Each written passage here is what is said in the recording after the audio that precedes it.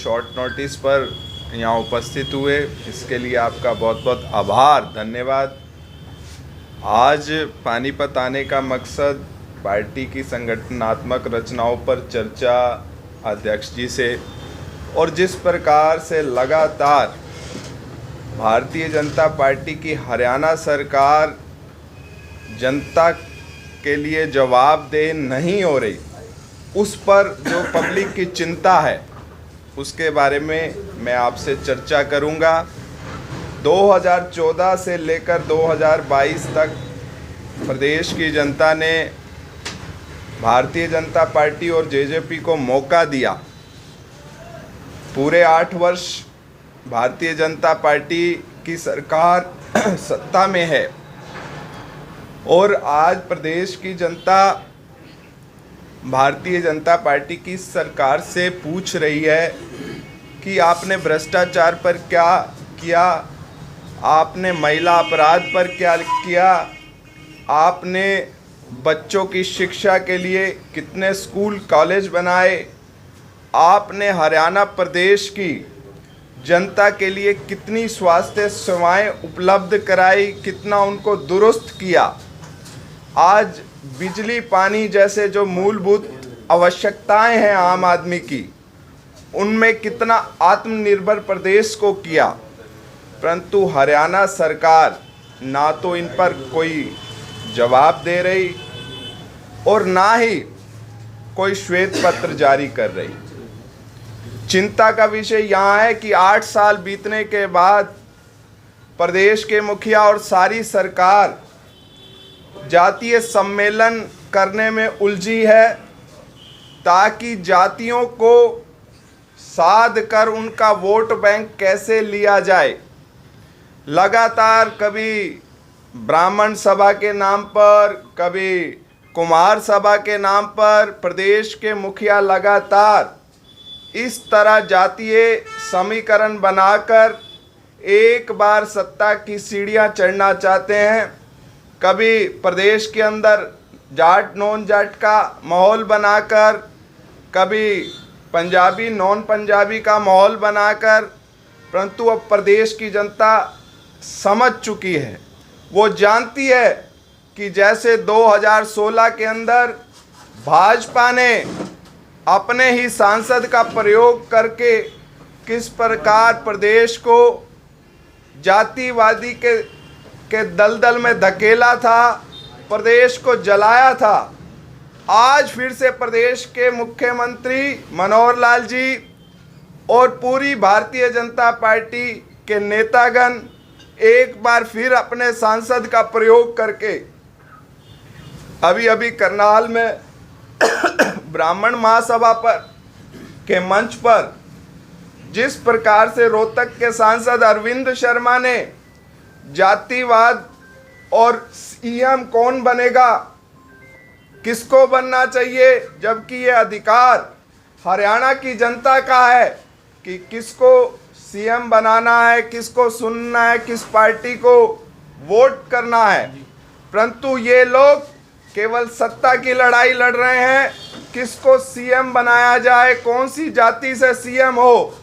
पिछले 8 वर्षों से पूरी की पूरी सरकार ने केवल और केवल हरियाणा के अंदर कास्ट और रिलीजन के नाम पर पोलराइज करने का जो काम किया है, हरियाणा को बांटने का, इससे हरियाणा का जो विकास था, हरियाणा के विकास की गति रुक गई है।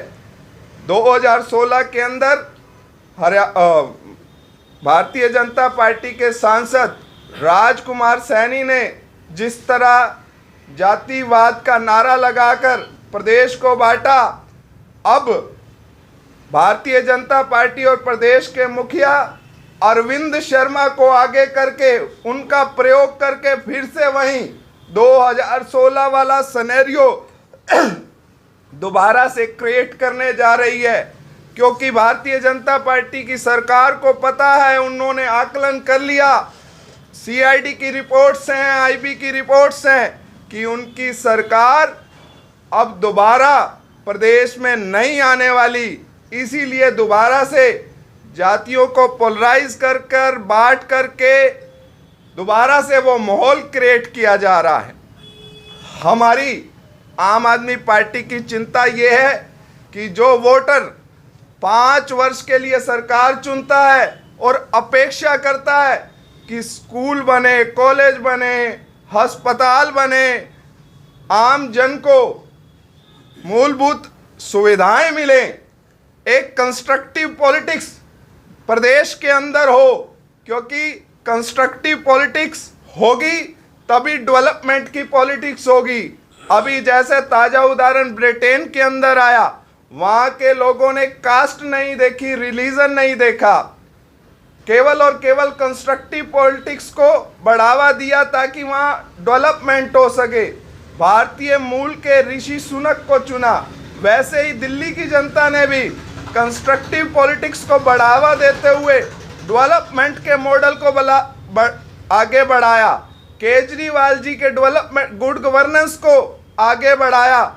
उन्होंने कास्ट नहीं देखी, रिलीजन नहीं देखा, और केजरीवाल जी को दिल्ली एमसीडी के अंदर एक पूर्ण बहुमत की सरकार दी। हरियाणा में जिस तरह का माहौल बनता जा रहा है, केवल भारतीय जनता पार्टी के लोग कास्ट रिलीजन की बात करके अपना रिपोर्ट कार्ड के आधार पर जनता के बीच जाने लायक नहीं बचे, और मुझे लगता है इस प्रकार जनता न्याय करेगी। इन लोगों के असली चेहरे सामने आ चुके हैं। पूरा का पूरा प्रदेश चाहता है कि आम आदमी पार्टी एक बार दिल्ली जैसा डेवलपमेंट मॉडल हरियाणा में भी लाए, और अभी अभी हमें जिला परिषद में भी बड़ा अच्छा समर्थन मिला। चाहे उससे पहले हमारा 11% लोग वोट बैंक स्थानीय निकाय में भी आया था।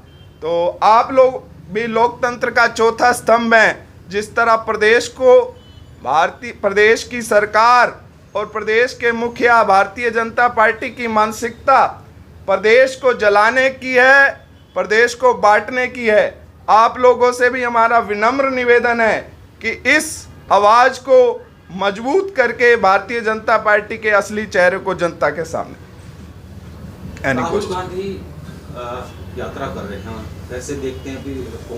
देखिए, कांग्रेस का कुछ पूरे देश के अंदर है नहीं। मुझे लगता है ये देश बचाओ नहीं, ये कांग्रेस बचाओ यात्रा है। क्योंकि अब जिस तरह से कांग्रेस के लोग या तो जीतते नहीं, जीतते हैं तो बिक जाते हैं। चाहे वो मध्य प्रदेश का उदाहरण हो, गोवा का उदाहरण हो, या दिल्ली में भी कुछ लोग ऐसे हैं जो भारतीय जनता पार्टी के हाथों बिके हुए हैं। कांग्रेस का अब कुछ नहीं है। राहुल गांधी को इस यात्रा से कुछ मिलने वाला नहीं। दिल्ली में अभी एमसीडी के चुनाव हुए और आपको बहुत बहुमत मिला आम आदमी पार्टी को। पहले वहाँ पे 3 मेयर हुआ करते थे, अब 1 मेयर है, और सुनने में जो आ रहा है कि इस बारी में जो पहले इसको स्टेट जो थी दिल्ली सरकार उसको फंड देती थी, उनके अधीन होता था एमसीडी, अब है कहते हैं केंद्र के अधीन जा रहा है ये।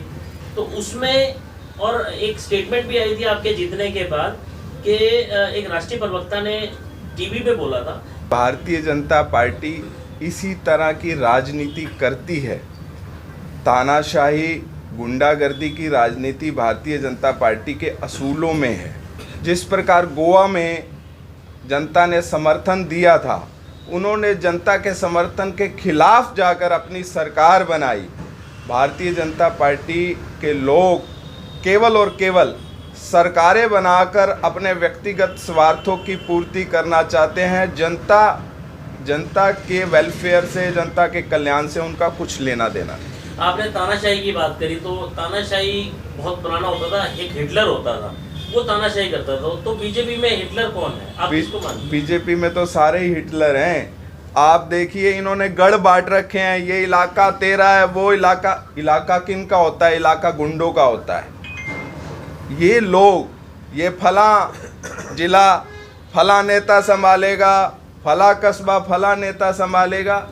अरे भाई, जनता ने आपको आगे बढ़ाया है, जनता को संभालने दो। माननीय अरविंद केजरीवाल जी ने जिस तरह एमसीडी के अंदर कहा कि हम जन भागीदारी कराएंगे, आरडब्ल्यूओ को मिनी पार्षद बनाएंगे, जनता कि मुश्किलों का हल जनता ही करेगी। स्वयं उनको एक प्रोटोकॉल पावर्स दी हैं।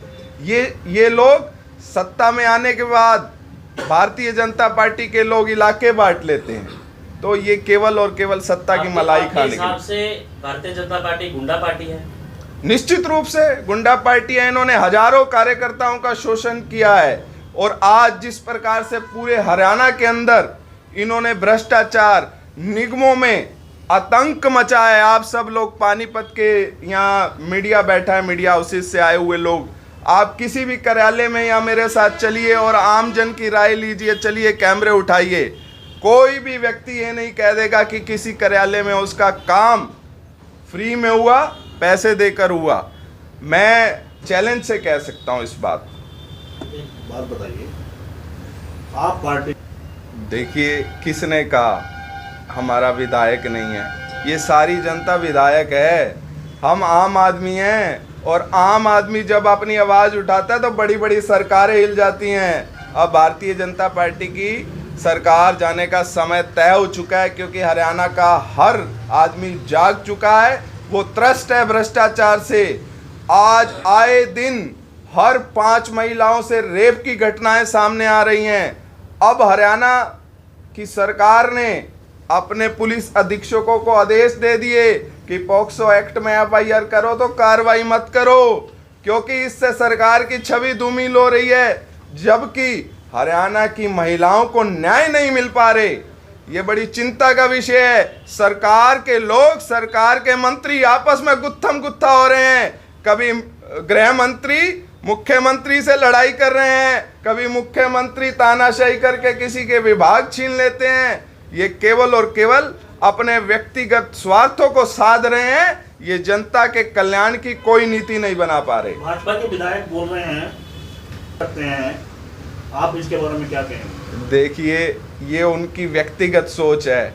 हमें हर आम आदमी पसंद करता है। जिस प्रकार का केजरीवाल गवर्नेंस ऑफ मॉडल लोगों को अच्छा भा रहा है, केवल 10 वर्षों के अंदर 4 राज्यों में हमें लोगों ने अभूतपूर्व प्यार स्नेह दिया। गुजरात के अंदर हमारी 13% के लगभग वोट आई। गोवा में दो हमारे क्या कहते हैं एमएलए जीते, और अब हम राष्ट्रीय पार्टी के रूप में पब्लिक की सेवा करेंगे। इनके कहने से कुछ नहीं होने वाला साहब, पब्लिक सब जानती है। लवलीन जी, गुजरात में आपकी जो पार्टी है वो 2 आंकड़े भी नहीं ले सकी, मतलब कि 10 का आंकड़ा भी नहीं छू सकी। जो आपकी विधानसभा का हाल रहा, वहां पे पार्टी आपकी नहीं आ पाई। हिमाचल में आपका खाता तक नहीं खुल पाया। कैसे सोचते हैं कि हरियाणा में दोनों, मतलब हिमाचल तो नजदीक है हरियाणा के, आप कैसे सोचते हैं कि हरियाणा में भी आपकी सरकार बन जाएगी या कुछ आपके कहीं विपक्ष में बैठने के आप लायक हो जाएंगे? देखिए, अगर जनसंघ से लेकर जनता पार्टी से लेकर भारतीय जनता पार्टी का अगर आप इतिहास पढ़ेंगे तो केवल 10 वर्षों में हमने जितना जनता का विश्वास और प्यार पाया, आपको स्वयं ही पता चल जाएगा। जिस प्रकार से हमें गुजरात की, गोवा की, हरियाणा की जनता ने भी प्यार दिया है, मुझे नहीं लगता इतनी जल्दी कोई इतने छोटे समय में इतनी पार्टी खड़ी हुई। लवलीन जी, मेरा एक सवाल है। पंजाब में आपने नारा दिया था कि पंजाब को नशा मुक्त करेंगे, वहीं दिल्ली में आपने शराब की बोतल पे 1 पे दूसरी फ्री दी है। हरियाणा को कैसे देखते हैं आप? क्या ऐसी नीति यहाँ पर भी लागू करेंगे अगर आपकी सरकार बनती है? देखिए, हरियाणा में जब सरकार बनेगी, निश्चित रूप से जन कल्याण की जितनी भी नीतियाँ बनाई जाएंगी, हम भारतीय जनता पार्टी की तरह काम करने वाले नहीं हैं कि केवल जातिवाद में लोगों को बांटकर। कल कुलदीप बिश्नोई रोहतक आए हुए थे, डिप्टी सीएम पे अटैक कर रहे थे, उनके खिलाफ बयान दे रहे थे। अरे भाई, तुम मिलकर काम करो, जनता के भले की सोचो। तुम केवल और केवल पब्लिक को बांटकर, जाट नॉन जाट के मुद्दे पर बांटकर राजनीति की सत्ता की सीढ़ियों तक पहुंचना चाहते हैं। उनका सवाल ये था कि आप कौन सी नीतियां बनाएंगे? दिल्ली में 1+1 वाली शराब की नीतियां बनाएंगे या पंजाब वाली फ्री वाली, मतलब नशा मुक्त वाली? देखिए, कौन सी नीतियां आप हरियाणा में अपनाएंगे? दिल्ली के अंदर जो हमने पॉलिसी बनाई थी, वही पॉलिसी आज गुजरात पंजाब में बड़े अच्छे से चल रही है। वो शायद आपने 1+1 ठेकेदारों ने किया, वो कोई सरकार की तरफ नहीं थी। 1+1 मुझे नहीं पता इस बारे में कि आप किस 1+1 की बात कर रहे हो। जो वो आपको पता हो सकता है साहब, क्योंकि आपकी जानकारी हो सकती है। तो हमारे पास ऐसी कोई जानकारी नहीं। जो हमारी पॉलिसी थी, हमारी पॉलिसी के अंतर्गत पब्लिक के जन कल्याण के लिए रिवेन्यू बढ़ाया गया था, और जिस तरह पहले रिवेन्यू की चोरी हो रही थी उस चोरी को रोका गया था। परंतु जिस तरह केंद्र की सरकार लगातार तानाशाही से हमको काम नहीं करने दे रही थी, दबाव बना रही थी, तो उस पॉलिसी को उस दबाव में वापस ले लिया। भारतीय जनता पार्टी और कांग्रेस दोनों पार्टियों के नेता ये कह रहे हैं कि अगर आम आदमी पार्टी हरियाणा के लोगों के इतने ही हक में है और इतना सोच रही है कि भी हम लोग हरियाणा के लोगों के लिए अगर सरकार वो बनाते हैं आम आदमी पार्टी की, ये कर देंगे वो कर देंगे, तो इससे पहले SYL का जो पानी है वो ला के दे दे, हम लोग मान जाएंगे। कुछ भरोसा है कि भाई आम आदमी पार्टी के लोग बस। देखिए, कांग्रेस और बीजेपी इतना घबराई हुई क्यों हैं? पहले सुखबीर बादल के साथ भारतीय जनता पार्टी की सरकार रही, फिर कांग्रेस की फुल फ्लैश सरकार रही, दोनों की केंद्र में सरकारें रही। आज तक उन मुद्दों का हल, उस मुद्दे का हल नहीं निकला। माननीय अरविंद केजरीवाल जी ने कहा, ये अगर दो भाई लड़ रहे हैं तो दो भाई फैसला नहीं करते, तो पिताजी उस बात का फैसला करते हैं कि ये फैसला पिताजी करेंगे कि दोनों भाई ना लड़ें। माननीय अरविंद केजरीवाल जी ने कहा, मोदी जी मुझे बुलाएं और उन्हीं को सेरा बंधेगा इस समस्या का, मुझे चाय पिलाएं, मैं हल बताता हूं किस तरह होगा। परंतु केंद्र की सरकार उसको SYL को राजनीतिक मुद्दा बनाए हुए हल नहीं होने देना चाहती। लेकिन सर सुशील गुप्ता जी ने कहा था कि हरियाणा को पानी मिलेगा, उधर पंजाब में सरकार बनने के बाद जो मुसलमानों ने कहते कि एक बूंद भी पानी का नहीं दिया जाएगा, उसको लेकर के एक नीति स्पष्ट की जाए आपकी पार्टी की। हमारे प्रदेश प्रभारी का कोई ऐसा बयान नहीं था। उन्होंने ये कहा था कि जो न्यायालय ने फैसला किया है हम उसके साथ हैं हमेशा से, और निश्चित रूप से इस देश के न्यायालय व्यवस्था का हम सम्मान करते हैं और उनको लागू होना चाहिए। सर, आपकी आदमपुर चुनाव में 3420 वोट से आपकी पार्टी वापस सिमट गई थी, इसके बारे में आप क्या कहेंगे? देखिए, हर चुनाव का अपना समीकरण होता है, अपनी एक उस परिस्थितियाँ होती हैं।